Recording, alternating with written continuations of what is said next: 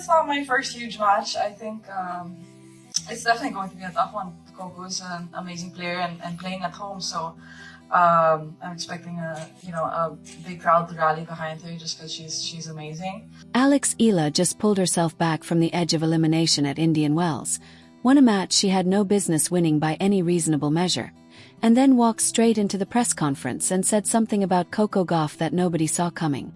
Not panic, not excuses, something else entirely. The reaction from fans was immediate, and the tennis world has not stopped talking about it since.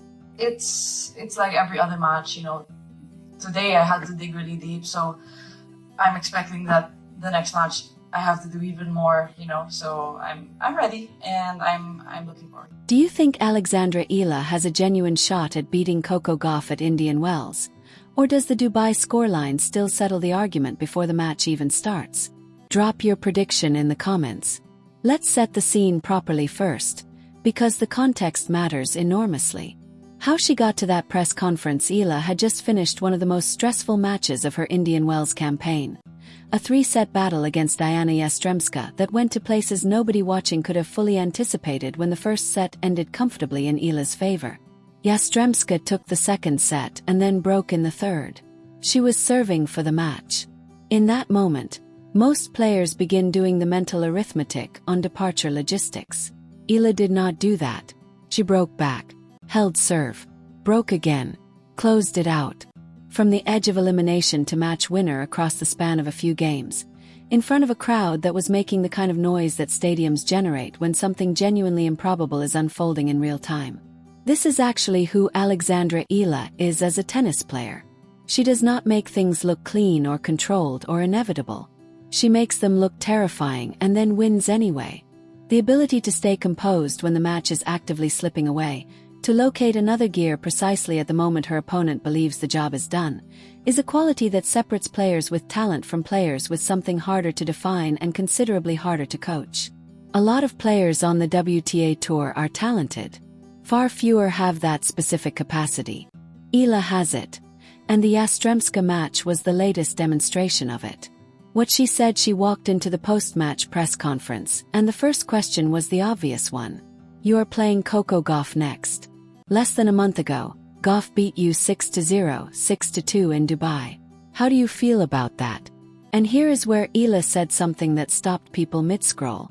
She said she was excited, not nervous, not cautiously optimistic, not diplomatically confident in the careful way athletes sometimes perform composure when they are actually experiencing something considerably less settled.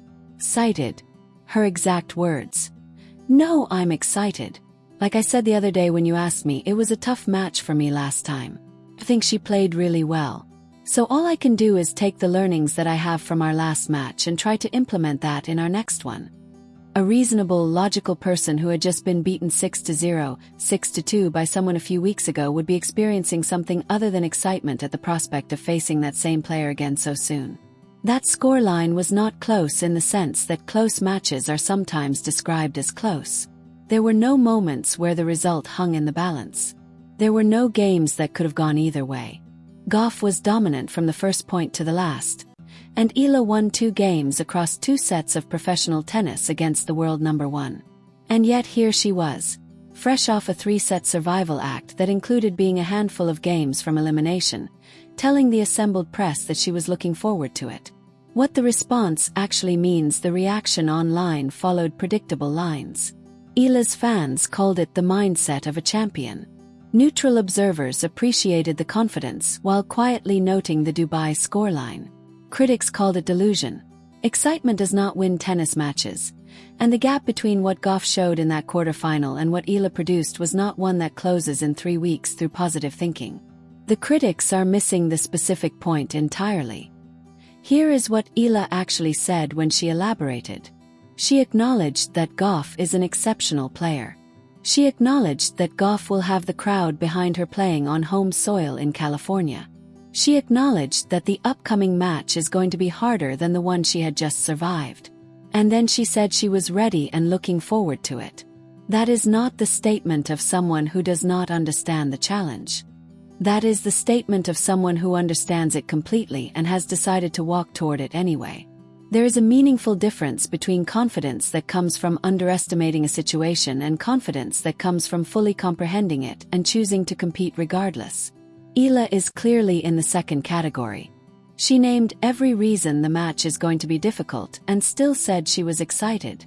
That is actually harder to do than it sounds, and it tells you something specific about where her head is that a scoreline from 3 weeks ago cannot fully capture. The Gauff reality: none of this requires pretending the challenge is smaller than it is. Gauff is the world number one. She has been dominant on hard court surfaces throughout her career. She is playing in front of her home crowd in California, and crowd support in professional tennis is a genuine competitive factor, not a sentimental one. The energy, the momentum swings, the psychological weight of thousands of people willing every point toward you. Players who dismiss that have never competed against it at a major event. The Dubai scoreline is real data. 6-0, 6-2 happened. It is not a match where tactical adjustments at the margin might have changed the result. Gauff was operating at a level that exposed every vulnerability in Eala's game simultaneously. The pace, the consistency, the defensive coverage that makes her feel like a wall when she is fully engaged. Eala, on a faster surface, never found her timing and spent the match reacting rather than dictating. That is one data point from one day on one surface. Why it might not be the only data point that matters: tennis is a sport where the distance between a dominant performance and a genuinely competitive match can close faster than the scoreline of the previous encounter suggests. Surfaces matter. Preparation matters. And the psychological state a player carries into a match. The specific quality of attention and intent that Eala demonstrated in the closing stages of the Yastremska match matters in ways that are genuinely difficult to quantify but impossible to dismiss once you have watched enough competitive tennis to recognize what it looks like. Eala said she intends to take the learnings from Dubai and implement them. That is not a vague public relations statement designed to satisfy the question without revealing anything. That is a player who has reviewed what happened, identified what Gauff exploited, and started constructing a response. Whether that response is sufficient against a world number one playing in front of her home crowd is genuinely unknown, and anyone who tells you otherwise with certainty in either direction is not reading the situation honestly. What is not unknown is this: Eala is not walking into this match blind. She has felt what Gauff does at full speed in a live competitive match. She is not walking in without the experience of having just survived a match point situation and produced her best tennis in the moments when the pressure was highest. And she is not walking in with anything other than the clearest possible understanding of what she is facing. She said she was excited anyway. What that means: the fans writing Eala off before a ball has been struck are doing what fans always do when the favorite is clear, treating the outcome as already settled and looking at the previous scoreline as a reliable map of what is coming. Maybe they are right. Maybe Gauff wins comfortably again and the scoreline tells a familiar story. That is entirely possible, and nobody informed is pretending otherwise. But maybe Eala took notes.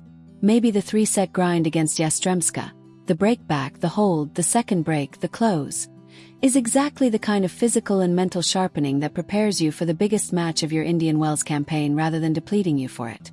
Maybe walking into a press conference and saying you are excited after surviving match point is not delusion. Maybe it is exactly the psychological posture that upsets come from. The tennis world has seen larger surprises than a seeded player losing a third-round match to a player 3 weeks removed from a comprehensive defeat. Rankings and head-to-head records are real. They are also not the ones who have to stand behind the baseline, manage the crowd noise and hit the ball. Alex Eala does that. And she has demonstrated repeatedly this season, through the Miami run, through the Dubai Paulini victory, through what she produced in the closing stages against Yastremska, that when the pressure is at its highest, she finds something. The match against Gauff is not supposed to be close. The crowd will be loud, the world number one will be on the other side of the net on home soil, and the recent history between them is not encouraging for the Filipina. Eala said she was excited. After watching what she did against Yastremska, somehow that is the only answer that makes complete sense. Hit the like button if this breakdown has you ready for what is coming. Drop your prediction in the comments, set scores the moment that decides it, whatever you've got. And subscribe if you haven't already. More coverage like this is coming throughout the tournament.